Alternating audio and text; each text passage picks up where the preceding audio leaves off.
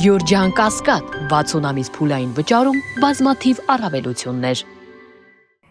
Ազգային ժողովի մեծարգո փոխոսնակ, հարգելի գործընկերներ, սիրելի քաղաքացիներ։ Մինչև 2018 թվականի ոչ բռնի Թավշյա հեղափոխությունը մեր երկրում իշխում էր քրեական դիկտատուրան։ Այն զբաղված էր պետությունը թալանելով, ազգային հարստությունները վաճառելով եւ սեփական քաղաքացիներին սպանելով։ Այս ամենը հաստատվել է նաև մարդու իրավունքների եվրոպական դատարանի վճռով։ Պետությունն է, այսինքն այդ ժամանակվա իշխանության գլուխ կանգնած Ռոբերտ Քոչարյանն է պատասխանատու քաղաքացիների մահվան համար։ Պետությունը տարիներ շարունակ չի իրականացրել պատշաճ քննություն, չի համագործակցել ՄԻԵԴ-ի հետ։ Քննության ընթացքում կեղծվել են իրեղեն ապացույցներ, կիրառվել են մարտական փապուշտներ եւ ժամկետած զինատեսակներ։ Սրանք անբեկանելի փաստեր են, որոնք ոչ ոք չի կարող հերքել, մերժել կամ ներկայացնել որպես կեղծիք։ Այնուամենայնիվ, այս մասին Սերժա Քոչարյան լևոնական շրջանակներից ոչ ոք չի խոսում։ Ինչու՞։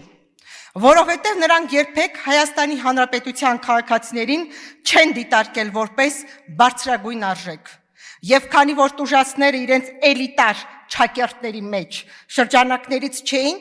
այդ մարդկային ողբերգությունները մնացին անտեսված։ Սա է եղել նրանց իրական վերաբերմունքը հասարակ քաղաքացու եւ պետության նկատմամբ։ Հարգելի հայրենակիցներ, տասնամյակ շարունակ մեզ ներմուծվել է կեղծ հայրենասիրության մոդելներ, որոնք չեն արտացոլել մեր պետության իրական շահերը։ Մեզ պարտադրվել են ռազմահայրենասիրություն, ռևանշիզմ, ուրահայրենասիրություն, կենացային ազգասիրություն եւ պահանջատիրության դատարկ կարգախոսեր։ Մեզ ստիպել են երազել անիրական պատկերների մասին, Բաքվում թեյ խմելուց նպատակների ներողություն մասին, Բաքվում թեյ խմելուց մինչև Սևրի պայմանագրի վերականգնումը։ Այդ պատրանքներով էին փորձում չափել հայրենասիրությունը,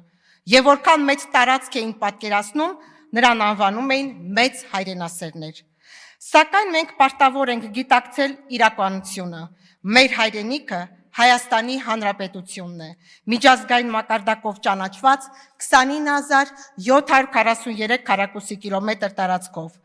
Սա է մեր հայրենիքը, սա է մեր պետությունը։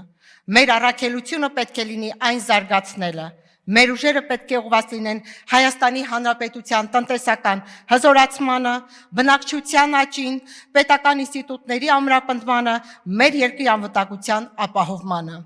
Այս ուղին է մեզ տանելու դեպի իրական անկախություն եւ ինքնիշխանություն։ Սիրելի հայրենակիցներ, ժամանակն է վերջ տալ պատրանքներին եւ ապրել իրականությամբ։ Ժամանակն է կառուցելու մեր իսկական հայրենիքը, ամուր, ապահով եւ հզոր Հայաստանի Հանրապետությունը։